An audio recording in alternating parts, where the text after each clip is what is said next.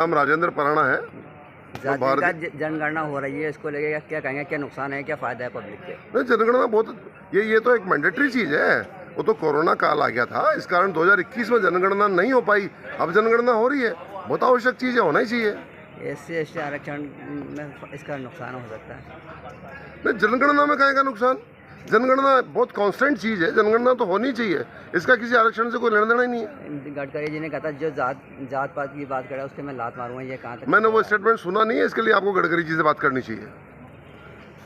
इसको कुछ कहेंगे अब जो इसका क्या प्रभाव पड़ेगा, मतलब जनगणना? नो डाउट देश के प्रधानमंत्री मोदी जी की हर नीति सफल रहने वाली है और देश के कल्याण के लिए रहने वाली है।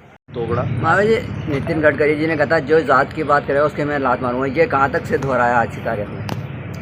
देखिए, पिछले दिनों जब जम्मू कश्मीर में यात्रियों पर आतंकवादियों ने हमला किया और 26 निर्दोष यात्रियों की हत्या कर दी, उसके बाद पूरे देश में और दुनिया में जो माहौल बना और भारत सरकार की जिस तरीके से विफलता साबित हुई, उससे देखते हुए भारत सरकार ने ध्यान डाइवर्ट करने के लिए जाति जनगणना की बात करी है।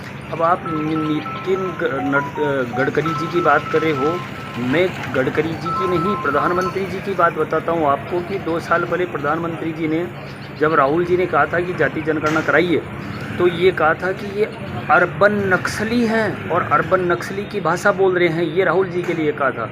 और आज वो लोग खुद थूक के चाट रहे हैं, जो अब वो ध्यान डाइवर्ट करने के लिए जाति जनगणना की बात कर रहे हैं। ये इनकी विफलता है, चाहे गडकरी जी की हो चाहे प्रधानमंत्री जी की हो।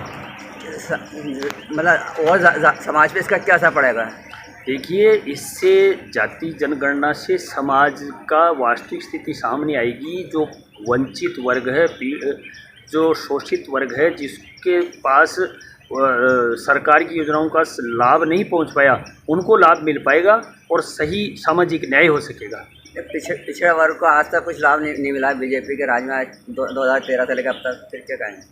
पिछड़ा वर्ग सबसे ज़्यादा प्रभावित रहा। केवल पिछड़ा वर्ग ही नहीं रहा, पिछले जब से भाजपा भारत सरकार की सत्तारूढ़ पार्टी बनी है, तब से SC/ST और OBC इस वर्ग के साथ विशेष रूप से दुर्व्यवहार किया जा रहा है। इनको जानबूझ करके टारगेट करके और वंचित किया जा रहा है सुविधाओं से। अब क्या प्रभाव पड़ने वाला है इसलिए लागू होने के बाद? जनगणना जब होगी, सारी जातियों की स्थिति सामने होगी, तो देश में एक बहुत बड़ा परिवर्तन आएगा और मजबूरन सरकार को 50% आरक्षण की जो लिमिट है उसको भी तोड़ करके जितनी पीड़ित लोग हैं, वंचित लोग हैं, SC/ST और OBC के लोग हैं, उनकी जनसंख्या के आधार पर आरक्षण देना पड़ेगा और जो पिछड़े लोग हैं उनकी उन्नति हो सकेगी। देखिए, मैं सर्वप्रथम आदरणीय देश के प्रधानमंत्री नरेंद्र मोदी जी का बहुत बहुत धन्यवाद, अभिनंदन करना चाहूँगा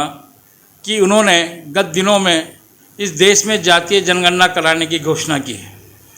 मैं जहाँ तक समझता हूँ, जातीय जनगणना कराने से देश के उन पिछड़े हुए लोगों को, जो ऐसी जातियाँ हैं जिनका अभी भारत के मानचित्र पे कोई वजूद नहीं है, वास्तव में ऐसी जातियों का भी सामने आंकड़ा आएगा। साथ ही साथ जो जितनी बड़ी जाति है उसकी भागीदारी भी उतनी बढ़ने वाली है। अभी कुछ लोग या कुछ जातियों के लोग इसमें सहभागी करते हैं, परंतु जब जातियों का आंकड़ा सामने आएगा तो निश्चित रूप से पिछड़े वर्ग को, SC वर्ग को, दबे कुचले लोगों को इसका बहुत बड़ा फ़ायदा मिलने वाला है। मैं तो आदरणीय मोदी से निवेदन करूंगा कि जल्दी से जल्दी इस बिल को पास करा के देश की जनता के हित में इस कदम को सराहनीय रूप से उठाएं। धन्यवाद। सर, कुछ विपक्ष पार्टी है और कुछ मुस्लिम समुदाय के जो लोग हैं वो भी इसका विरोध कर रहे हैं सर। देखिए सर, कि विपक्षी पार्टियों का तो काम ही यही है।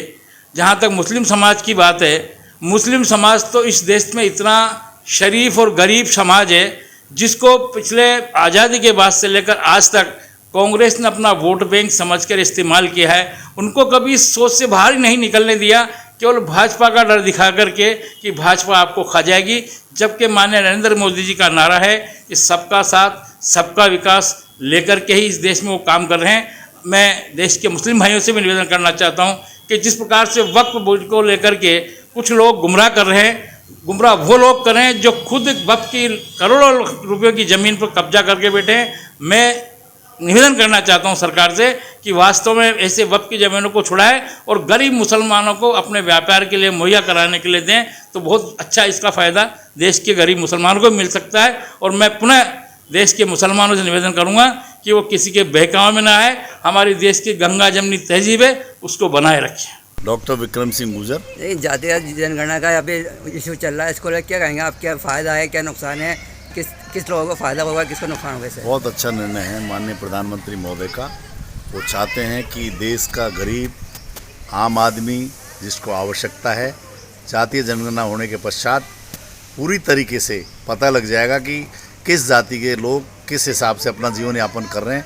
और आगे की आगामी योजना है 2047 का जो विकसित भारत है, उसका जो विज़न लेके चल रहे हैं, वो देश जब जाके विकसित होगा तब 3600 कौम के लोग जो है वो मुख्य धारा में जुड़े। इसीलिए माननीय प्रधानमंत्री जी ने ये निर्णय लिया है ताकि उससे पूरा डाटा हाथ में आ जाएगा और उसी के हिसाब से आने वाली नीतियाँ बनाई जाएंगी।